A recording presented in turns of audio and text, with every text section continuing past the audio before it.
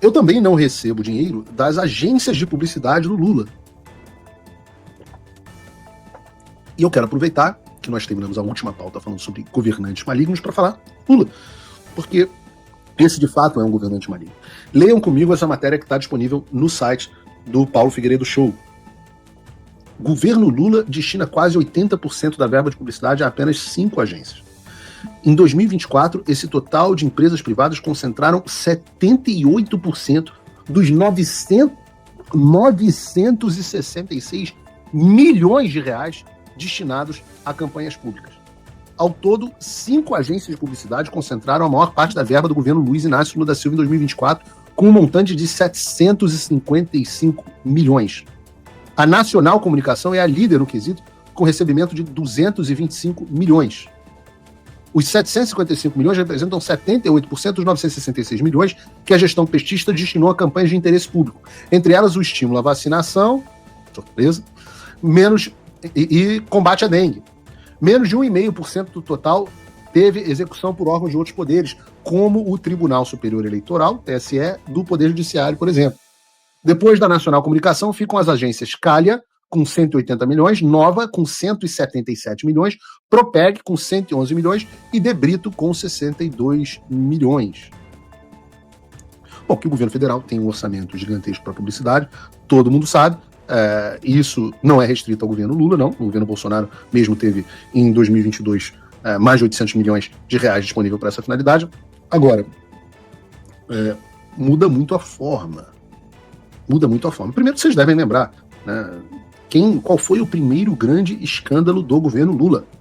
O primeiro grande escândalo do governo Lula não foi a Lava Jato, não foi o Petrolão, foi o Mensalão. E como era feito o esquema do Mensalão, eram justamente agências de publicidade utilizando estes dinheiros milionários para pagar uma mensalidade, uma propininha, para os políticos votarem de acordo com o PT, de acordo com os interesses do governo Lula. A figura central desse esquema de lavagem de dinheiro para propina era um publicitário, confesso, o Marcos Valério, que todo mundo lembra da careca do Marcos Valério. Então, esse é um capítulo. Né? Agora, quem já trabalhou com o Poder Executivo no Brasil sabe muito bem que despesas com publicidade são desvio de corrupção gigantes, não só pro Lula, mas em outros gabinetes. E por isso que chama a atenção o fato da Nacional Comunicação, a agência que mais recebeu dinheiro para fazer publicidade para o governo federal, ter como sócio o senhor Juliano Corbellini, que é amigo do deputado federal Paulo Pimenta, que justamente é o ex-ministro da Secretaria de Comunicação do governo Lula. E vocês querem ver a melhor coincidência de toda a história? A Nacional Comunicação existe desde 1992, ou seja, está no mercado há 33 anos. O Juliano Corbellini, esse amigo do Paulo Pimenta, no entanto, entrou como sócio somente em 2023, o ano do início do governo Lula e também quando Paulo Pimenta assumiu a Secom. E aí, quando você pega o gráfico para ver as diferentes empresas que receberam para a execução da campanha publicitária desde 2019, você vê o crescimento gigantesco da Nacional Comunicação em 2023. Ou seja, no mesmo ano que o Paulo Pimenta vira ministro da Secom, um amigo dele vira sócio de uma agência que passa a receber uma bolada do governo federal muito maior do que já recebia antes. O Brasil é um país de muita coincidência, né? É uma coisa impressionante. É decisão de passaporte que vem junto, é agência do amigo que vira sócio e começa a receber muito dinheiro, né? E eu vou dizer que necessariamente significa que alguma coisa de corrupção ocorreu? Não. Mas eu deixo para vocês nos comentários dizerem se vocês acreditam em coincidência ou não. O fato é que nós sabemos que o Lula gasta muito dinheiro em publicidade. Estamos falando aí de quase um bilhão de reais. Agora ele disse que anunciou que vai gastar mais 3 bilhões e meio em publicidade para tentar levantar a sua publicidade. Só que tem um problema. Quanto mais o Lula publicizar o seu trabalho, mais odiado ele passa a ser. E eu tenho trazido uma infinidade de pesquisas que mostram isso. A cada dia que passa, o Lula se torna mais impopular. E parece que o poço em que ele se enfiou não tem mais fundo. E é por isso que eu digo, deixa o homem trabalhar. Hashtag fica Lula. Fica Lula. Acho que foi a campanha dele, né? Que era deixa o homem trabalhar. Deixa o homem trabalhar, fica Lula. Nós precisamos de você.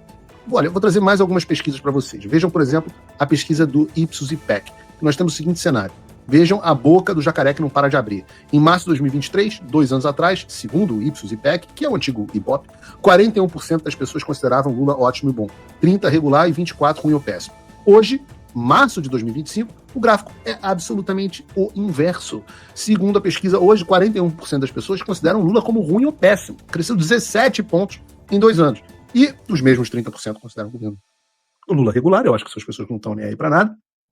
Mas só 27% consideram o governo Lula ótimo e bom, que é uma queda de 14 pontos.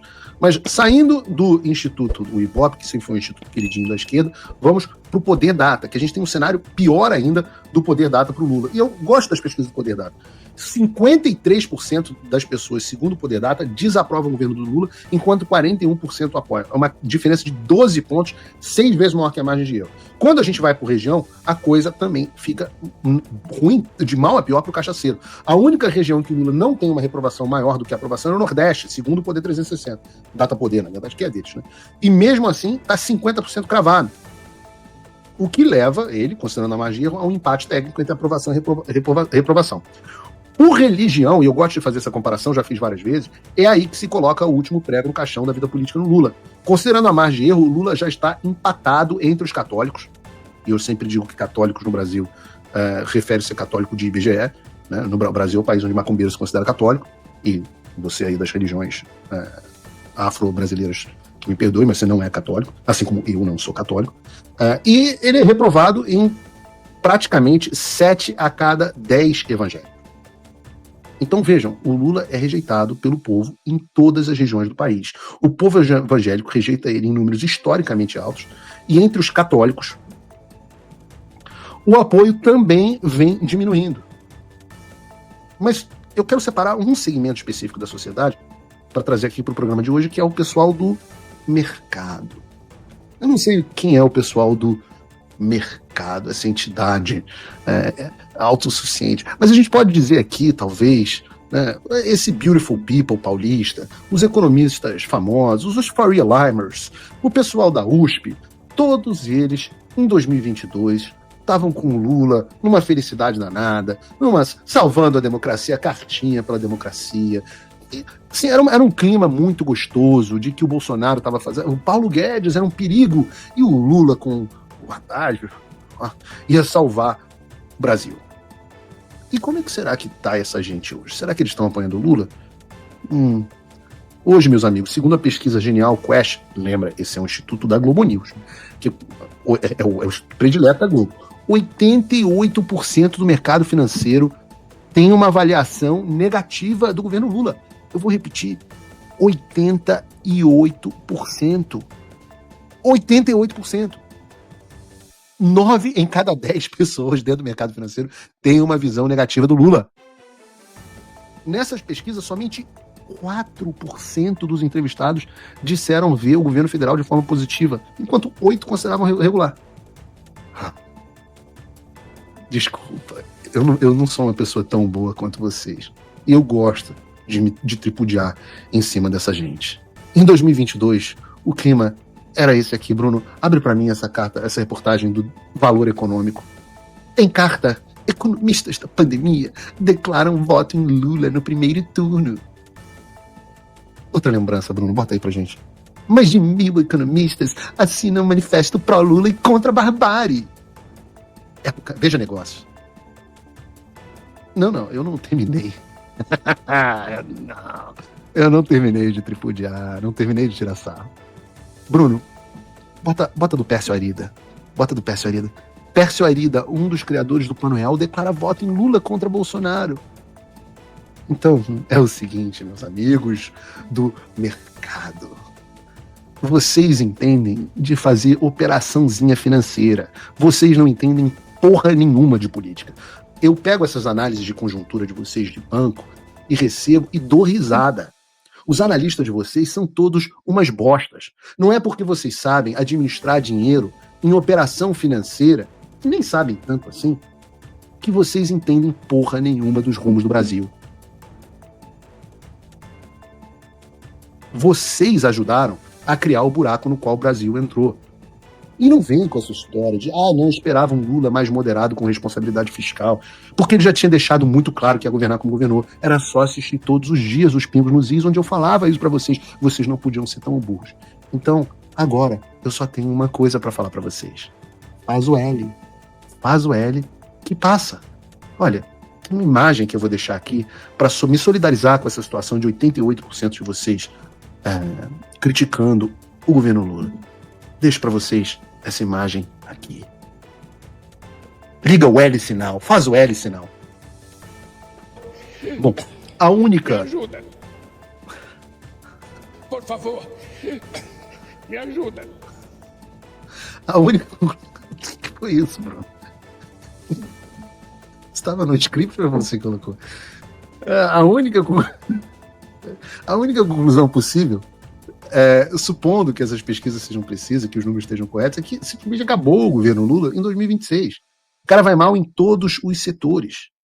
E eu termino o programa de hoje dizendo mais. Se a eleição entre Lula e o Bolsonaro fosse hoje, e de novo essa disputa tem tudo para acontecer em 2026, pode botar a maquininha para rodar que ela vai queimar, rapaz. A maquininha vai se queimar. Porque nem o processador mais poderoso, o computador quântico, vai conseguir alterar uma margem dessa em favor do Lula. Lembrem-se, o sistema trouxe de volta o Lula porque ele era o único que tinha capacidade de derrotar o Bolsonaro com a ajuda do sistema em 2022. E agora? Quem que eles vão chamar? Qual é o plano de vocês? A onda mundial acabou, Joe Biden se foi, Estados Unidos em cima, à beira de sancionar o Brasil, os europeus botando o galho dentro. E aí? Quem que vocês vão chamar para impedir o nosso movimento no Brasil? Vocês acham mesmo que vocês vão ganhar? Yeah.